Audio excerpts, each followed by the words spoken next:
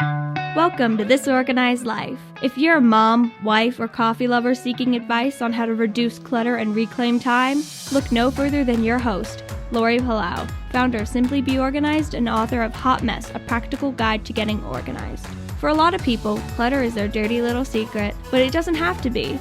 Each week, we will share practical tips, chat with experts, and provide strategies on how to keep you organized. I hope that by sharing our stories, you feel a little less alone and more empowered to tackle the areas that are holding you back. So let's get started. Welcome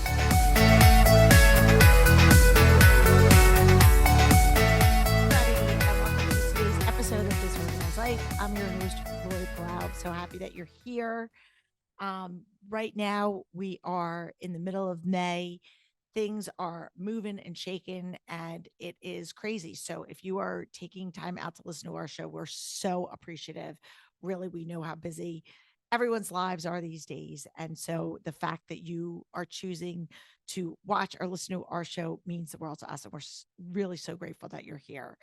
So, today's episode is, I'm going to dive right into it, is all about party planning and organizing. And if you listen to our tip of the week episode, um on Monday, I shared my favorite organizing hack tip for party planning.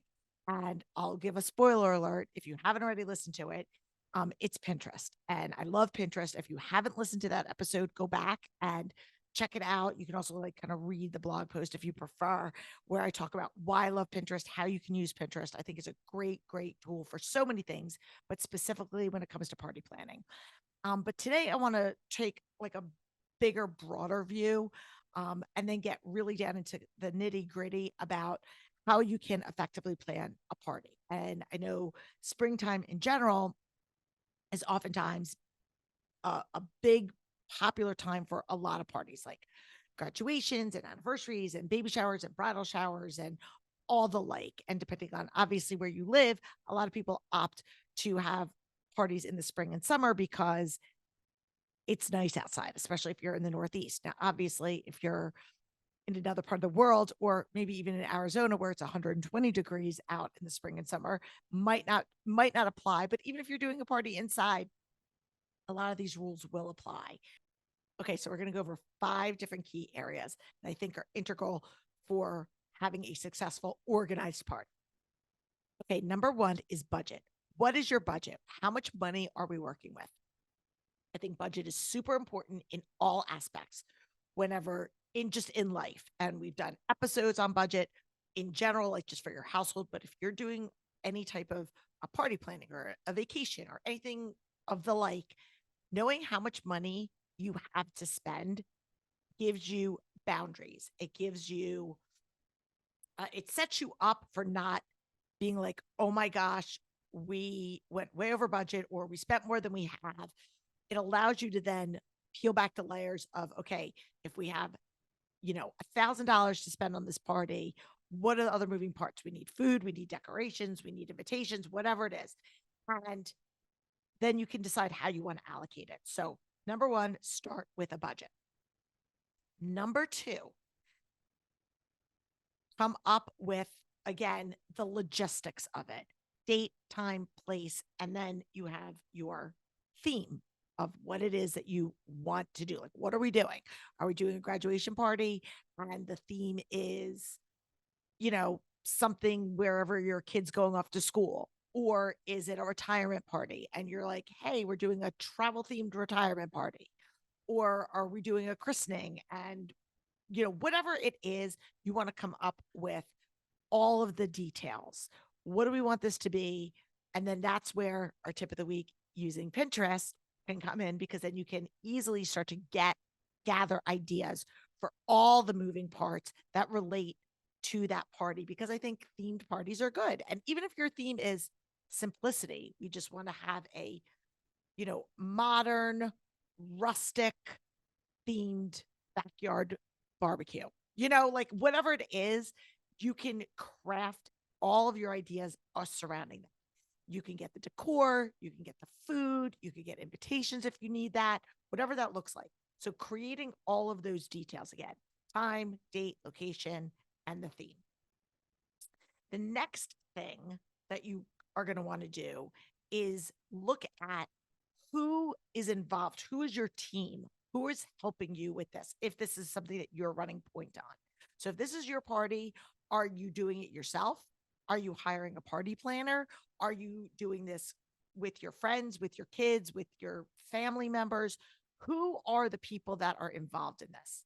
And then once you figure out who those other key people are, whether they're, people that you're hiring or not, you can then assign a role to them. So if you know, hey, I'm going to be doing this, but I am not going to be cooking. I'm going to be ordering it in. I don't care if you're ordering a Chick-fil-A platter or you're having it catered. You need to assign roles. So you're going to look at what are the moving parts, the decorations, logistics. Are we hiring somebody to serve food? Is it at a restaurant? Do we need a bartender? Do we need somebody to help with cleanup? Who's going to be involved with what? So looking at almost like a punch list of what are the roles that we need to get this party off without a hitch. And depending on your parties, it could be something super simple. It could be your kid's birthday party and you're the one that's doing it. But just to have all of those clear roles and things lined out is going to be really helpful, which leads me into the next tip, which is establishing your timeline. And establishing your timeline is when do things need to happen? Because what some things we're going to do earlier in the planning phase and other things we can't do to the end. And anybody that's ever planned an event knows that. But if you have your timeline of when do I need to have the food order? When do I need to order balloons? When do I need to help decorate? When are we doing centerpieces? Whatever that looks like, you want to have your timeline. And so that way you're not caught off guard of going, oh my goodness, our event, our party is in a week or 2 weeks and we don't have anything planned. So again, I think it's really, really important to, to know what we have going on, because otherwise we're going to just be caught off guard and that just adds to the chaos and confusion. And then the last thing that I want to say is about communication and clearly communicating your needs and the expectations with the people that you're working with. So again, whether you're working on like a committee with people and you're planning this with friends or neighbors or whatever that looks like, having that clear communication of what everybody's doing is really important.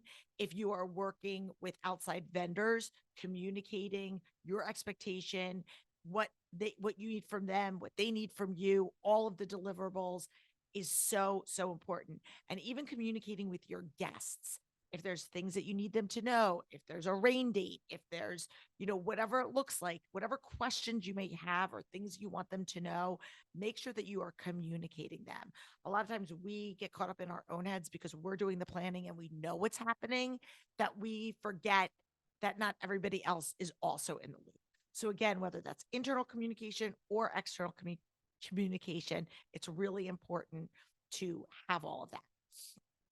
So again, I'm going to run through these really quick. And of course, you'll find them in our show notes. If you are planning a party of any kind at any time, these are the 5 areas that you want to make sure that you have like a checkpoint off on. Number 1, budget.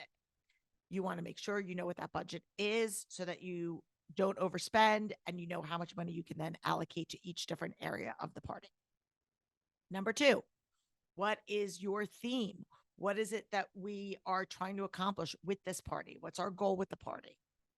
Number 3, we want to determine who's on our team and assign jobs and roles to each person. And every job, every party planner needs to have one central point person.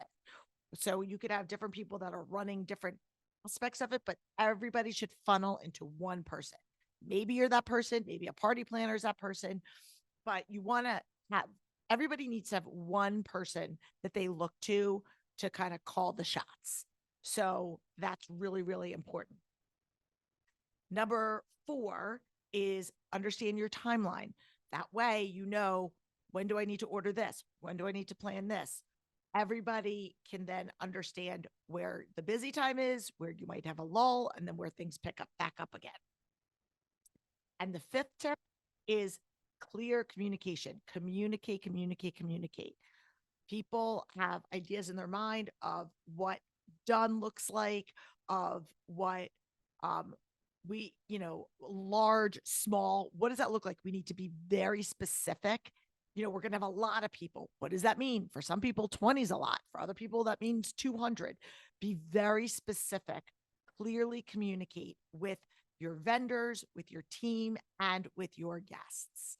And if you do these 5 things, that will set you up for success when it comes to organizing your party so that you can actually enjoy it and it can go off. I don't want to say without a hitch because you never know. There's always those variables, but you are setting yourself up for success. We have an entertaining checklist that we have on our website. It's one of our freebies. You can go and download that. It just goes through some general checkpoints of things to keep you on point along the way. But as always, we're here to offer any advice, suggestions.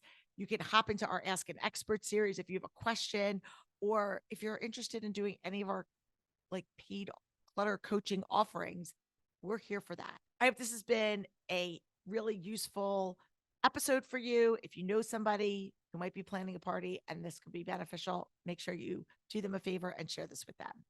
And until next week, I'm Lori Plow.